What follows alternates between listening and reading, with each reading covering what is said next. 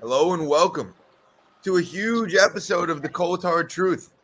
I'm here with my usual original co-host, Tino, and then one of our new ones who is more in than ever, Conor Armstrong. We're very happy to be here. We're sadly missing Peyton, but we're excited about a bunch of new beginnings for this show. Tino, I'm not sure if you want to make any specific comments about that, but Yeah, so guys, we have officially joined Sideline Sports. They're a sports network. We're going to be live streaming Mondays at from 7 p.m. to 8 p.m. Eastern every single Monday, going live on the Sideline Sports YouTube channel. We're going to be posting a lot more content, going to be producing content through that network. So stay tuned for a lot more episodes consistently every single week. Again, 7 to 8 p.m. live streaming on Mondays. We're doing this episode pre-recorded. Let's jump into it. Jacob, the first thing I want to get into, I'm going to throw this to you.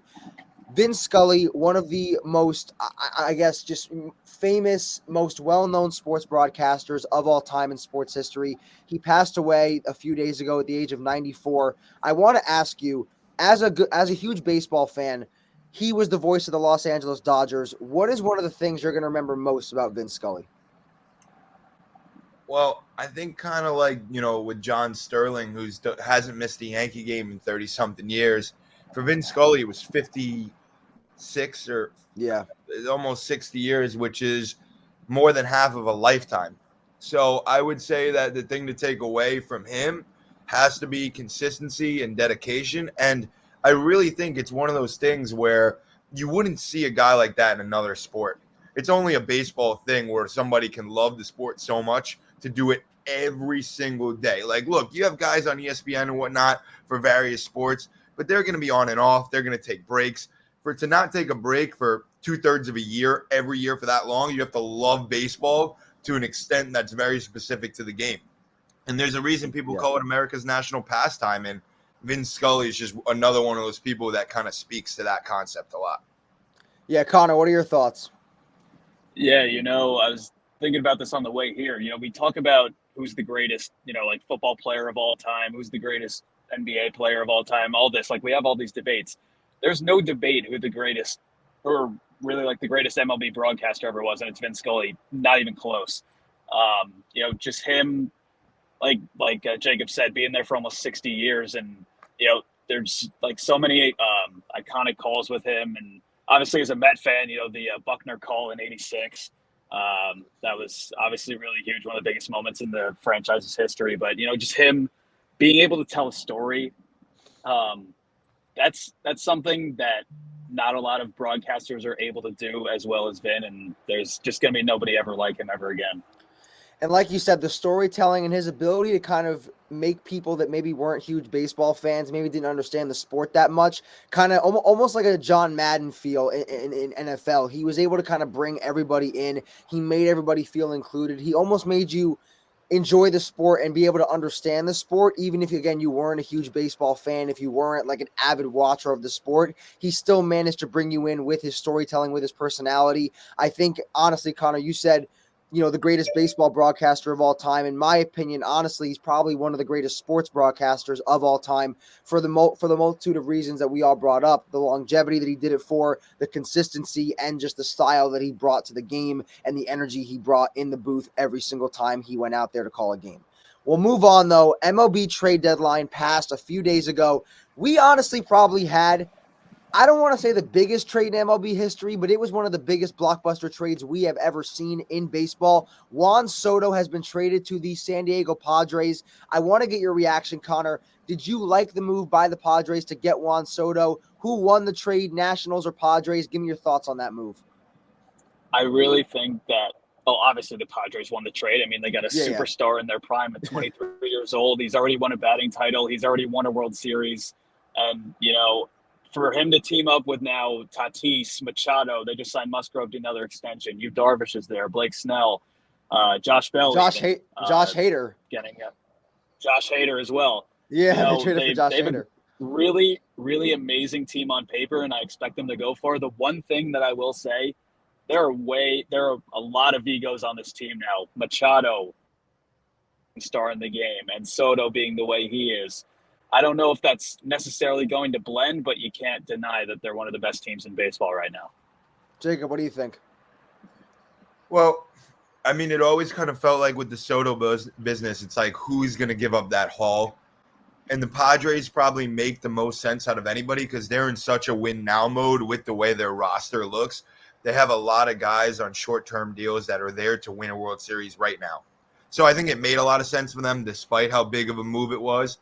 It'll be interesting a year and a half from now to see whether he stays in San Diego long term because you obviously know he's going to get a $400 million contract from somebody.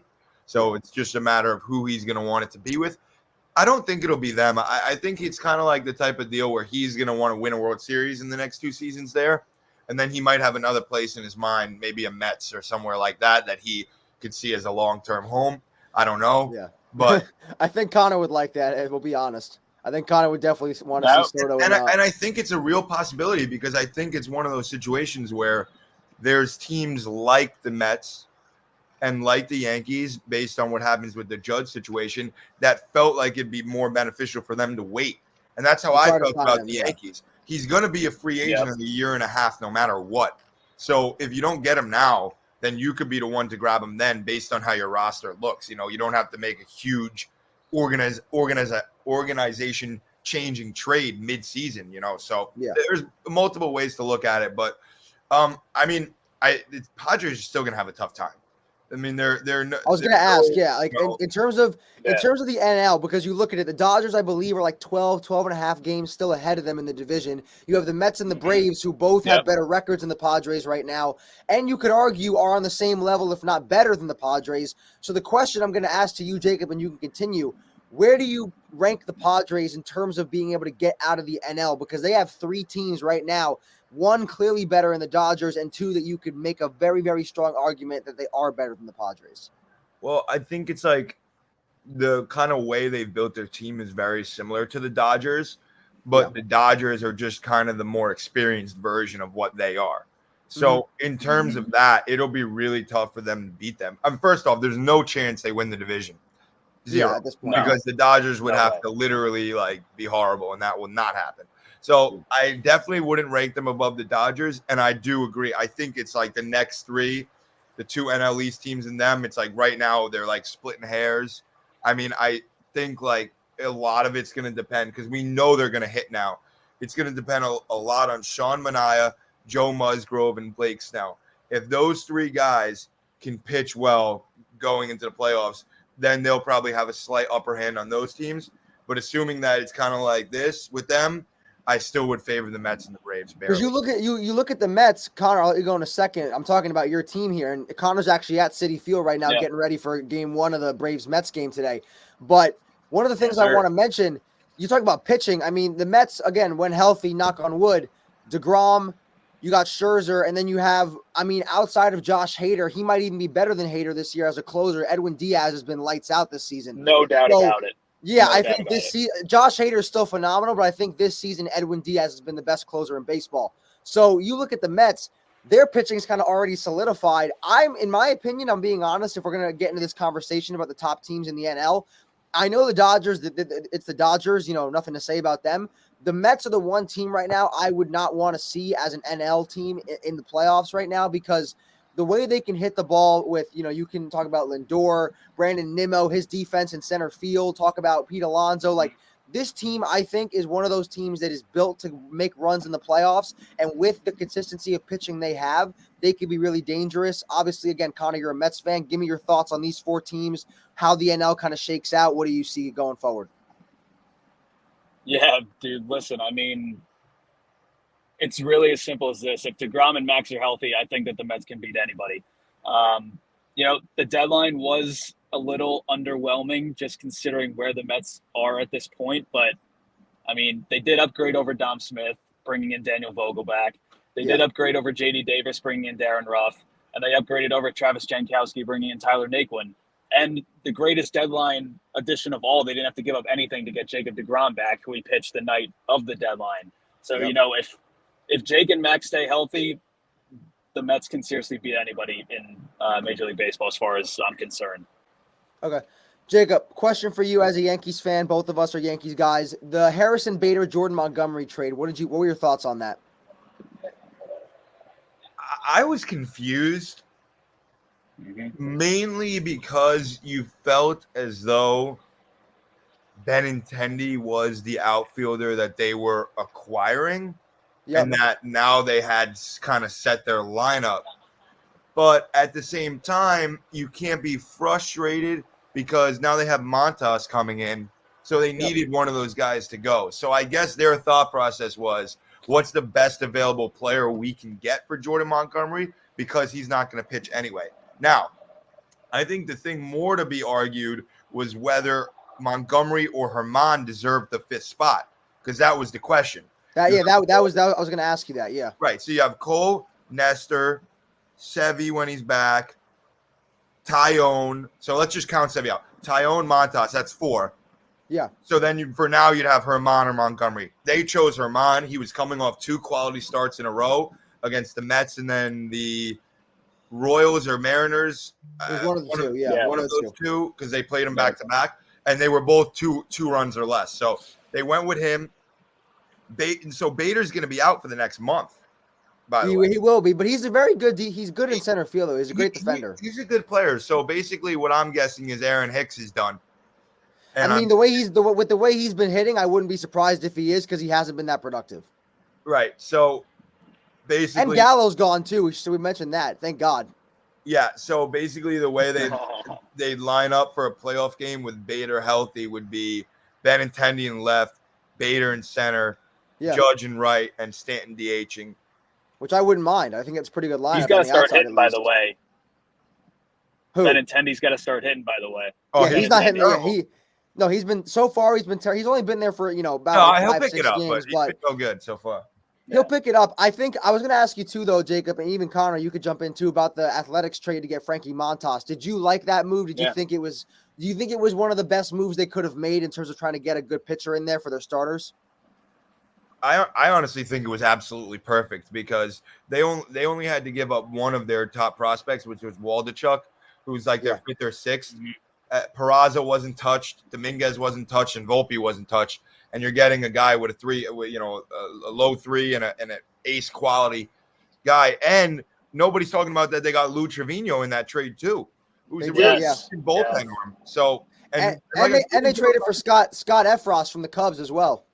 Yeah. We didn't give up anything in almost any of these trades. So I think Cashman did a very good job. And I think he made the type of moves that they can't get worse. It's like they're either going to stay the same or slightly improve with what they did, which is really what the goal of the deadline is when you're already 30 games over 500. You don't have to make blockbuster deals. At least that's how I feel. Conor, what were your thoughts on the Yankees move? But just going back to the Montgomery trade, I didn't really understand it either. I don't know if I heard rumors they had something set up with the Marlins for Pablo Lopez with like Aaron Hicks involved, which is why they were getting Bader in the first place. But since that deal didn't go through, it's just like confusing why he's not here to me. But, with the other moves, Efros, I love it. Underrated bullpen piece this year. Trevino's a guy who's closed games before, and with Clay Holmes struggling now, if Holmes needs a little break from closing, then they can put Trevino back there. And Montas, obviously, he's had shoulder problems this year, but like Jacob said, he's got ace quality stuff, and definitely should be slotted in between Garrett Cole and Nestor Cortez for sure.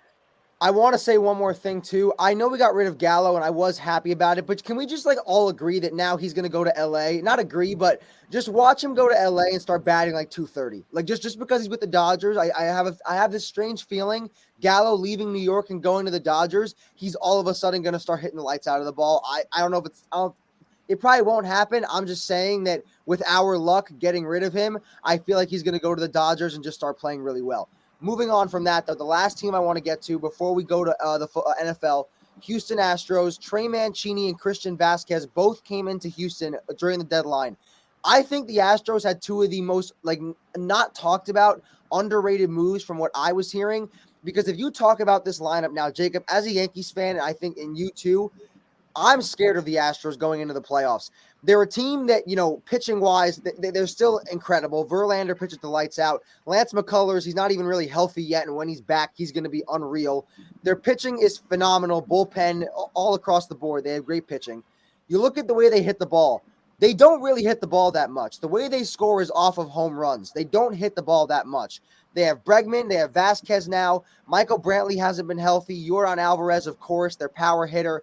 And you get Trey Mancini, who yesterday hit a grand slam and a solo in the same game. He's hit like 4 home runs already in his first few games with the Astros. I'm scared of this team. Conor, what did you think of their moves at the deadline? I thought that was what the Mets were going to do, because the Mets have been linked to Mancini for such a just like extended amount of time, and also Vasquez as well, because the Mets have got nothing from catching, whether it's James McCann or Tomas Nido or someone from the minors. I thought that those were the guys that the Mets were going to get. Now that the Astros have them, that's honestly pretty scary as well. And if I'm a Yankee fan, I'm thinking that, you're going to have to outslug them in the playoffs, because the Astros pitching is just so unbelievable. But, Tino, we were talking before the show. Yeah, Verlander. Framber Valdez is having a great year. Christian Javier. He's pitching well. I didn't even mention him. Yeah, no, and I know that Javier had a good start against the Yankees earlier in the season. So, I mean, they're definitely going to be a force to be reckoned with come postseason time. And I'm just looking at the 2 games coming out of the All-Star break that we played them in the doubleheader in the first day back. We were winning in both of those games, and the Astros were not hitting. We had about 2 runs, or Yankees had 2 runs in both of those games. The Astros come out in like the bottom of the 8th, top of the 8th, and they get a few hits, get a double, get a home run, and take the lead, and they close us out with their pitching. So they don't really hit consistently, but they get timely hits, get home runs when needed, and then they kind of close you out. Jacob, what are your thoughts on the Astros heading in closer to the AL playoffs? Yeah, I mean, they're really scary.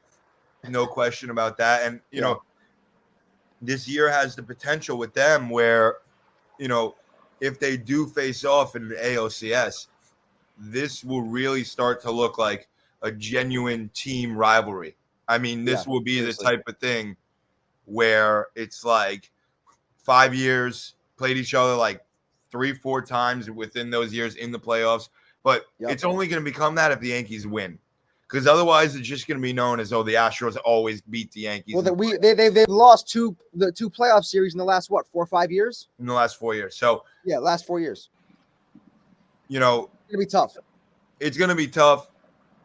Assuming that if that does happen, they play a bunch of games, a 6-7 game series, and the Yankees do find a way to win, this will go down as one of the great, rivalries between specific teams, with the Altuve Judge complex, with the cheating, with the ways that they've played. Some great regular season games. You had the Ken Giles get a bunch of games. So and just great moments throughout the series in general. Just big moments. So it's one of those things where I think both teams, know in the back of their heads, if we do our jobs, we will see them, down the road. So, it's all about you got to embrace it at that point, because they also can't be scared like we are. That's our job to be scared. Yeah, as fans, we can have anxiety and freak out about it, not the players. It's also going to have an impact on what happens with Aaron Judge and the decision that he makes to leave or stay. That's going to be a big implication if we do end up playing them. But last thing, speaking of Judge, I want to get into all his numbers, because he's been absolutely phenomenal this season. He's hit 43 home runs so far. He had the most home runs by a Yankee before August 1st, which I believe was 41, if I'm not mistaken. He's hit 2 more since then. But he had the most home runs by a Yankee in a season before August 1st. He has had the most multi-home run games by a Yankee in a single season with 9. He's tied Mickey Mantle's record for the most walk-off home runs by a Yankee in a single season. That's 3. If he hits 2 more walk-off home runs, he will break the MLB record for the most walk-offs in a single season. Again, he's hit 43 home runs so far. I have to ask the question, is it basically kind of confirmed at this point with how well the Yankees have performed? 70 wins already. He's playing lights out, good defensively. He's made countless good catches over the wall in right field. I know Shohei Ohtani is phenomenal, but is it time for Judge to finally get his first AL MVP? Jacob, give me your thoughts. Oh, man. I know it's hard because you don't want to be biased, but I feel like he has to get it. He has to.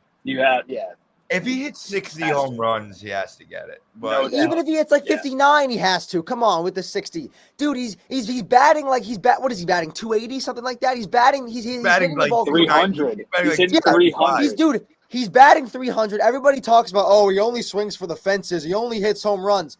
Baloney. The guy has been able to shorten his swing so well this season. When he needs to give you a hit, get a single, get a double, drive runs in, he's done it. Listen, he doesn't drive in runs like Pete Alonso. Alonso's insane. But Judge is driving in a lot of runs. He's batting almost 300, 43 home runs. He's breaking all these records, and he has the Yankees at 70 wins. And they were the first team to hit 70 wins in baseball. I'm sorry. If he gets robbed again, first it was Altuve after in his rookie year hitting 50. Altuve cheats and he gets the AL MVP. If Judge gets robbed again, I am going to lose it. We might lose him. We might not get a World Series. Judge needs to get his AL MVP. The guy's 30 years old. He's having one of the best seasons by a Yankee, by a player ever. He needs to get the AL MVP. I'm sorry. He needs Listen, man, I totally agree with you. And just thinking about it now, that's another reason why Bader's here. I don't think the Judge can, like with his body type, play center field every single day. I mean, he's probably going to have to go back to right field. So he has to, yeah. And Bader was a great and not even for hitting aspect, because we have a lot of hitters. Hader is going to be a better hitter than Hicks. I don't think anybody could be worse than Hicks right now. I'll be honest, but the big thing with Hader is the defense in center field. But Jacob, I know I asked you first. Come on, hop on this train with me here. Yankee fan, Judge has got to get it, right? He's got to get it. I really do hope so. But do you think so? Do you think so? Be honest with me. Do you think so? Do I think he should or will? Do you think he will? I don't think he will, but I think he should. I think that you think Ohtani? Oh, why won't he? Yeah, why won't he? I think a lot of it's going to depend on like the final line. I really think 60 might be the threshold, because if Ohtani pitches to under a 3, and if he hits 25 home runs, it's going to be so hard. His team is also terrible. Yeah, dude. Yeah, but it's also about team success matters, though. But what can you do? What can you do? But I'm saying you have to. But the Angels have arguably for the last 3 seasons, they have arguably the 2 best players in baseball in Trout and Ohtani, and they can't win any kind of games and even be 500. The Orioles are 500, and they lost Mancini.